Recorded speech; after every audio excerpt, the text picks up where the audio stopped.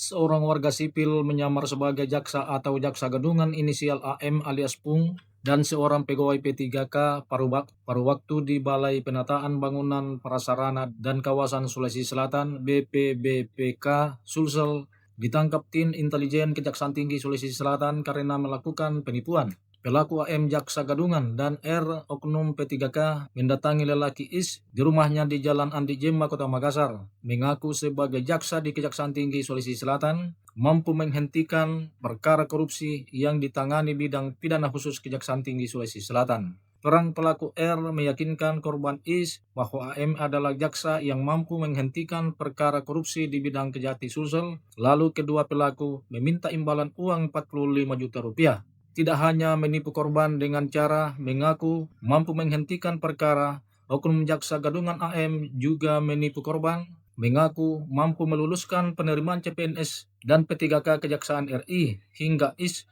mengalami kerugian 170 juta rupiah. Kepala Kejaksaan Tinggi Sulawesi Selatan Dr. Didi Parkhan Adisahdi mengungkapkan penangkapan jaksa gadungan dan oknum P3K pada waktu tersebut dalam operasi tangkap tangan yang dilakukan asisten intelijen Perisal bersama jajaran menindaklanjuti dari laporan masyarakat terkait adanya oknum yang mengatasnamakan sebagai jaksa Kejaksaan Tinggi Sulawesi Selatan mengaku dapat melakukan penanganan perkara. Seorang oknum dan jaksa gadungan berinisial AM alias Bung dan seorang P3K untuk pegawai paruh waktu pada Balai Penataan Bangunan Prasarana dan Kawasan Sulawesi Selatan inisial L.